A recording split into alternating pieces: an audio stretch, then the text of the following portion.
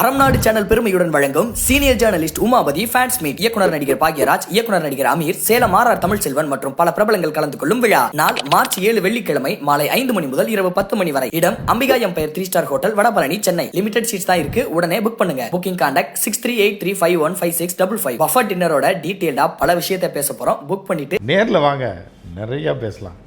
First line நேயர்களுக்கு வணக்கம். நம்ம இப்போ என்ன பார்க்க போகிறோம் அப்படின்னா, எடப்பாடி பழனிசாமியும் அதிமுகவும், இந்த அதிமுக என்ன ஆக போகுது இன்னும் சில மாதத்தில், ஒரு மாதம் 2 மாதத்தில்.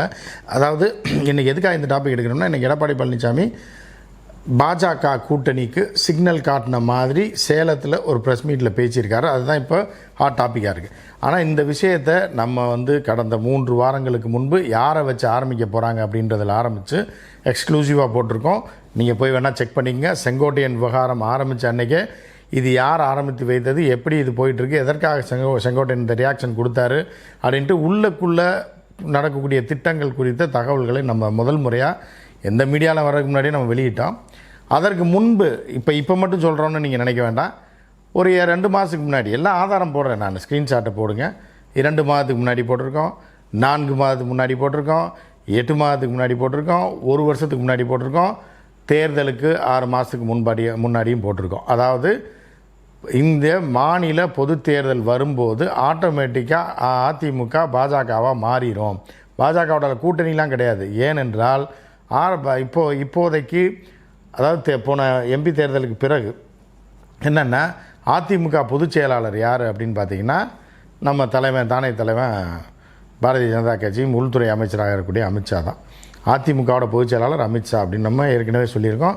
அமித்ஷாவோட படி தான் நடக்குது. இதுக்கு இடையில் அண்ணாமலை புகுந்து குட்டையை குழப்பி விட்டதுனால எம்பி தேர்தலில் எலெக்ஷனுக்கு கூட்டணி வேண்டான்றதை ஒத்துக்கிட்டாங்க. அது முடிஞ்சு போச்சு. ஆனால் மாநில தேர்தலில் அதிமுக தனிப்பட்ட முறையில் செயல்படவே முடியாது. அது எப்படியா இருந்தாலும் தேர்தல் நெருக்கத்தில் பாஜகவோட இணைஞ்சே ஆகணும். இல்லைனா எடப்பாடியை ஜெயிலில் தூக்கி போட்டுருப்பாங்க, இல்லைனா எடப்பாடியை கட்சியை விட்டு நீக்கிடுவாங்க அப்படின்னு சொல்லி நம்ம சொல்லியிருந்தோம். சசிகலா உள்ளே வரப்போகிறாருன்னு சொல்லியிருந்தோம். எல்லோரும் அப்போ எள்ளி நகையாடினாங்க. 1 வருஷத்துக்கு முன்னாடி சசிகலாலாம் முடிஞ்சு போன கதை, சசிகலா திருப்பி பொதுச் செயலாளர் திருப்பி அதிமுக வரான்றீங்க. சசிகலாலாம் முடிஞ்சு போச்சுங்க கதை, நீங்கள் என்னமோ புது கதையை சொல்கிறீங்கன்னாங்க நம்ம 1 வருஷத்துக்கு முன்னாடி போட்டப்போ. இப்போ என்ன ஆக போகுது அப்படின்னா, தினகரன் வெளியிலேருந்து கூட்டணி, சசிகலா உள்ளே வரப்போகிறாப்புல, இபிஎஸ் உள்ளே வரப்போகிறாப்புல, திவாகரன் அந்த குடும்பமே உள்ளே வரப்போகுது. ஏன்னா ஓபிஎஸ் மகன் உள்ளே வர போகிறாங்க, அனைத்து உறவினர்களும் உள்ளே வர போகிறாங்க. இதை ரெஃப்ரெஷ் பண்ணி என்ன ஆகுது அப்படின்னா, எடப்பாடி ரொம்ப இழுத்ததுனால, அவர் கொடுத்த கெடு முடிந்து விட்டதுனால என்ன பண்ணுறாங்கன்னா, எடப்பாடியை தூக்க போகிறாங்க. அதுக்கு என்னென்னா, ரெட்டலையை பறிக்க போகிறாங்க. எடப்பாடி ரொம்ப அடம் பிடிச்சா ரெட்டலையை பறிச்சுட்டு எடப்பாடி ஜெயிலில் போட்டுருவாங்க, இல்லை எடப்பாடி வெளியில் போயிடுவார். இப்போ எடப்பாடி வெளியில் போயிடுவார். ஆனால் எடப்பாடி எப்படி ஆள் அப்படின்னு பார்த்தீங்க அப்படின்னா, நீங்கள் அவ்வளோ சாதாரணமான ஆளாக எடப்பாடியை பார்க்க முடியாது. இப்போ நம்ம டைட்டிலில் போட்டிருக்கோம், எடப்பாடியார் ஜனதா கட்சியோடைய பொதுச் செயலாளராகிறார்னு. இந்த ஜனதா கட்சின்றது நான் இது காமெடிக்கெல்லாம் சொல்லலை, சீரியஸாக சொல்கிறேன். அடுத்து என்ன ஆக போகுது அப்படின்னு, 1984 ஜனதா கட்சியில் லோக்கலில் வட்ட அளவில் அந்த கட்சியில் இணைந்து அந்த தேர்தலில் பணியாற்றியவர் தான் எடப்பாடி பழனிசாமி. அதை முதல்ல நீங்கள் தெரிஞ்சுங்க. அதற்கு அப்புறம் தான் செங்கோட்டையன் மூலமாக அதிமுகவுக்குள்ளே வராரு. அப்போ தான் ஒரு கொலை கேஸ் நடக்குது. அந்த கொலை கேஸில் சிக்கி ஜெயிலுக்கு போகிறாரு.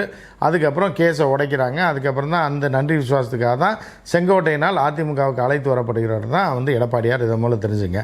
அந்த காலகட்டத்தில் ஜனதாவில் இருந்தார். இன்றைக்கி அந்த கட்சி இந்தியாவே ஆட்டி படைத்த கட்சி ஜனதா கட்சி.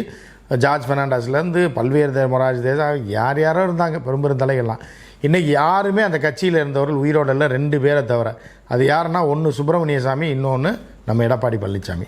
ஸோ இந்த 2 சாமிகளும் சேர்ந்து தான் இப்போ என்னென்னா, இவரை கட்சியை விட்டு பாஜக விட்டு தூக்கி போட்டாங்கன்னா, இவர் மீண்டும் அகில இந்திய ஜனதா கட்சியோட பொதுச் செயலாளர் ஆக போகிறாரு அப்படின்ற ஒரு தகவல். சரி, இப்போ என்னென்னா, இது ஒரு பக்கம் இருக்கட்டும். ஏன்னா இவரை துரத்தி விட போகிறாங்க. கேஸ் விசாரணைக்கு வரப்போகுது. ரெட்டலை கேஸு டெல்லியில் எலெக்ஷன் கமிஷனில் வரும்போது என்ன பண்ணுவாங்கன்னா, எடப்பாடியை வெளியேற்றணும், இல்லைன்னா ரெட்டலையை முடக்கி விடுவார்கள். பின்னர் மீண்டும் செங்கோட்டையனை பொதுச் செயலாளராக தேர்வு செய்து சுத்தமான, அதாவது இதுவரை கொலை கேஸ்லாம் இல்லாத, அதே மாதிரி இந்த கவுண்டர் லாபி, அந்த லாபி, இந்த லாபிலாம் இல்லாத ஆட்களை உள்ளே கொண்டாந்து முக்கிய பதவிகளை வைத்து ஃப்ரெஷ்ஷான அதிமுக பாஜகவோட கூட்டணி சேர்ந்து வரக்கூடிய 2026 தேர்தலில் போட்டி போட போகுது. இதுதான் பிளான். இதை நம்ம ஏற்கனவே இந்த அண்டா வந்து அங்கே சேட்டு கடையில் அடகில் இருக்குன்றதை நம்ம காலங்காலமாக சொல்லிட்டு வரோம். நம்மளை ரெகுலராக பார்க்குறவங்களுக்கு தெரியும், தமிழ் குரலில் பார்க்குறவங்களுக்கு தெரியும், ஜீவா டுடேயில் நம்ம சொல்லியிருக்கோம், வருஷக்கணக்காக அதை சொல்லிகிட்டு இருக்கோம். இந்த அண்டா வந்து எப்போ ஜெயலலிதா இறந்தாங்களோ அந்த அதிமுகன்ற அண்டா சேட்டு கடையில் அடகில் இருக்குது, அதை மீட்க முடியாது அப்படின்ற மாதிரி நீங்கள் வட்டியை கொடுத்தாலும் மேலும் மேலும் வட்டியை போட்டு அண்டாவை பிடிச்சி வச்சுக்குவேன், அண்டா தரமாட்டான்ற மாதிரி தான் அதிமுகவோட நிலைமை இருக்குது. இப்போ என்ன இருக்குது அப்படின்னா எடப்பாடியாரை முடிச்சு காட்டணும்னு முடிவு பண்ணிட்டாங்க. அதை தெரிஞ்சு தான் உடனடியாக இன்றைக்கி காலையில் ப்ரெஸ் மீட் வச்சுருக்காரு. ஏற்கனவே பாஜகவில் ஒட்டுமில்லை உறவுமில்லை சேரமாட்டேன்ற எடப்பாடியார் இன்றைக்கி என்ன சொன்னார் அப்படின்றத நீங்கள் பார்த்துருங்க. 2026 தேர்தலில் பாஜகவோட கூட்டணி சேர்றதுக்கு அதிமுக பேச்சுவார்த்தையில் ஈடுபடுறதா ஒரு தகவல் ஒரு செய்தி. அதான் நேரத்தே சொல்லிட்டேன், அதிமுக திராவிட முன்னேற்ற கழகத்தை வீழ்த்துவதற்கு தயாரா இருக்குது. எங்களுக்கு ஒரே எதிரி திமுக தான், மற்ற எந்த கட்சி எங்களுக்கு எதிரி கிடையாது. புரியுதா? திமுக வீழ்த்த வேண்டும், அதுதான் எங்களுடைய குறிக்கோள். ஓட்டுகள் சிதறாம அந்த சிதறுகின்ற ஓட்டுகள் எல்லாம் ஒருங்கிணைந்து திமுக வீழ்த்துவதுதான், மக்கள் விரோத ஆட்சி வீழ்த்துவதுதான் அண்ணா திமுக தலையாய் கடமை. அதுதான் நாங்கள் வருகிற 2026 நடக்கும். பாஜக கீஜக 6 மாசம் கழிச்சு கேளுங்க. அதாவது எல்லாமே யூகத்தின் அடிப்படையில் கேட்கிற கேள்வி. இதுக்கு என்ன பதில் சொல்ல முடியும்?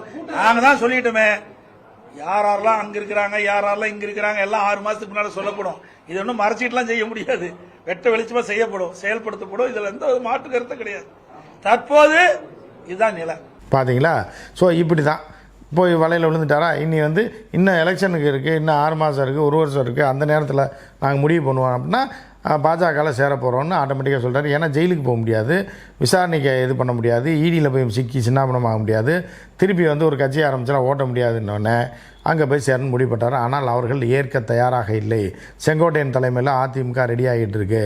அது விரைவில் சசிகலா எல்லாத்தையும் கூட்டிட்டு பாரதிய ஜனதா கட்சி 100 சீட்டை எதிர்பார்க்குது வர தேர்தலில். எப்படின்னா நீ 234 தொகுதியில் 134 அதிமுகவுக்கு 100 இடம் பாஜக கொடுத்துடணும். பாஜக சில்லற கட்சிகளுக்கெல்லாம் 5, 3, 2ன்னு பிரித்து கொடுக்கும். சரியா? பாமகவுக்கு ஒரு 30 சீட்டு 35 சீட்டு கொடுக்கும். பிஜேபி ஒரு 35 சீட்டில் நிற்கும். மீதி 30 இடங்களை ஜான் பாண்டியனுக்கு 3, இவருக்கு 2, அவருக்கு 2 இப்போ அப்படின்னு சொல்லி சில்லற கட்சிகளுக்கு ஜி.கே. வாசனுக்கு நிற்க ஆள் இல்லைன்னா கூட அவரும் டிரைவர் நிற்பாங்க. அந்த மாதிரி ஒரு 2 சீட்டு இப்படின்னு சொல்லி தன்னை கூட்டணி தலைமையாக அறிவிக்கிறதுக்கு பாஜக தயாராகிவிட்டது. அதிமுகவுக்கு 134 இடம் தான், அதில் ஜெயிச்சா 118 அப்படின்ற கணக்குக்கு வராங்க. அதில் 10-20 குறைஞ்சின்னா நம்ம ஜெயிப்போம்ல, அதை வச்சு கூட்டணியாச்சு துணை முதலமைச்சர் யாருன்னா அண்ணாமலைன்னு சொல்லி அவங்க ஒரு பிளானை போட்டு வச்சுருக்காங்க. ஸோ இது ஒரு பக்கம் ட்ராக்கில் ஓடிட்டு இருக்கனால தான் இன்றைக்கி அண்ணன் ஐயோ வண்டியில் என்னை இறக்கி விட்டு போயிடாதீங்க, நான் உங்கள் கூட்டணியில் சேர்றேன் அப்படின்னு சொல்லி பயந்துக்கிட்டு இந்த மாதிரி சொல்லியிருக்காரு. ஏன்னா 2 நாளில் அமித்ஷா வரப்போகிறாரு. அப்போது ஒரு முடிவை எடுக்க போகிறாங்க. அந்த முடிவை அறிவித்து விட்டால் யாருமே அந்த பஸ்ஸில் ஏற முடியாது அப்படின்ற மாதிரி ஒரு நிலைமையில் இன்றைக்கி எடப்பாடி பழனிசாமி அறிவித்ததற்கான காரணம் இதுதான். எனவே விரைவில் இவர் போய் சேர்றேன்னு சொன்னாலும் நிச்சயமாக அந்த கூட்டணியில் எடப்பாடி பழனிசாமி அவர்கள் சேர்க்க தயாராக இல்லை. இவர் என்ன பண்ண போகிறாங்க அப்படின்னா வெளியே தள்ள போகிறாங்க. எனவே அடுத்து இவர் 1984 எப்படி ஜனதா கட்சியிலேருந்து அதிமுகக்குள்ளே வந்தாரோ அதே மாதிரி மீண்டும் அதே ஜனதா கட்சி ஆரம்பித்து அகில இந்திய பொதுச் செயலாளராக சுப்பிரமணிய சாமியோட ஆசியோடு மாறிடுவார் அப்படின்றது தான் அதிமுகவுக்குள்ளே இல்லை, டெல்லி வட்டார தகவல்கள் தெரிவிக்கின்றன. எனவே என்ன நடக்குதுன்னு நீங்கள் பார்ப்போம்லாம் வேணாம். அதிமுக பாஜக கூட்டணி அதுக்குள்ளே இந்த பூரா கூட்டமும் உள்ளே இருக்கும் அப்படின்றத நீங்கள் பார்ப்பீங்க. இதை நம்ம 1 வருஷமாக சொல்லிகிட்டு இருக்கோம். இன்றைக்கி எடப்பாடியே சொல்லிட்டாரு. ஏன்னா அப்படின்றதையும் பார்க்க போகிறோம். இப்போ அந்த தமிமுன் அன்சாரிலாம் என்ன பண்ண போகிறாங்கன்னு தெரியல. ஸோ இந்த மாதிரி தான் அங்கே போய்கிட்டுருக்கு. என்ன நடக்குதுன்னு அடுத்தடுத்து வர தகவலை நான் உங்களுக்கு தரேன். மீண்டும் சந்திப்போம். நன்றி, வணக்கம்.